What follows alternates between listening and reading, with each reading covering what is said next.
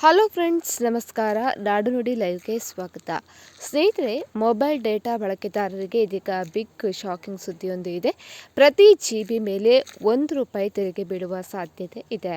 ಹಾಗಿದ್ರೆ ಈಗೇನಿದು ಈ ಸುದ್ದಿ? ವಿಡಿಯೋವನ್ನು ಕಂಪ್ಲೀಟ್ ಆಗಿ ವಾಚ್ ಮಾಡಿ. ದೇಶದ ಮೊಬೈಲ್ ಡೇಟಾ ಬಳಕೆದಾರರ ಜೇಬಿಗೆ ಕತ್ತರಿ ಬೀಳುವ ಸಾಧ್ಯತೆ ಇದೆ. ಮೊಬೈಲ್ ಡೇಟಾ ಬಳಕೆಯ ಮೇಲೆ ಹೆಚ್ಚುವರಿ ತೆರಿಗೆಯನ್ನು ವಿಧಿಸೋದಕ್ಕೆ ಕೇಂದ್ರ ಸರ್ಕಾರ ಸಿದ್ಧತೆಯನ್ನು ನಡೆಸ್ತಾ ಇದೆ. ಪ್ರತಿ 1 GB ಡೇಟಾ ಬಳಕೆಯ ಮೇಲೆ ₹1 ತೆರಿಗೆ ವಸೂಲಿ ಮಾಡುವ ಪ್ರಸ್ತಾವನೆಯನ್ನು ಸರ್ಕಾರ ಕೂಡ ಪರಿಶೀಲನೆ ಮಾಡ್ತಾ ಇದೆ. ಹಾಗಾಗಿ ತೆರಿಗೆ ಜಾರಿಗೆ ಬಂದರೆ ಸರ್ಕಾರಕ್ಕೆ ವಾರ್ಷಿಕ ಸುಮಾರು 22,900 ಕೋಟಿ ಆದಾಯ ಲಭಿಸಲಿದೆ ಅಂತ ಹೇಳಿ ಅಂದಾಜಿಸಲಾಗಿದೆ.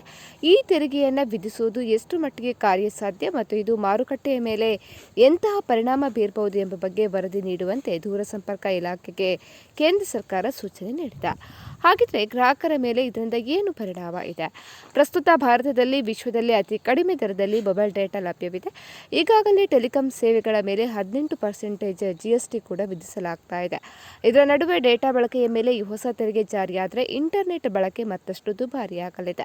ಅದೇ ರೀತಿ ಯೂಟ್ಯೂಬ್, ನೆಟ್ಫ್ಲಿಕ್ಸ್ ಅಥವಾ ಇನ್ಸ್ಟಾಗ್ರಾಮ್ ರೀಲ್ಸ್ ನೋಡುವವರಿಗೆ ಹೆಚ್ಚಿನ ಹೊರೆ ಕೂಡ ಆಗಲಿದೆ.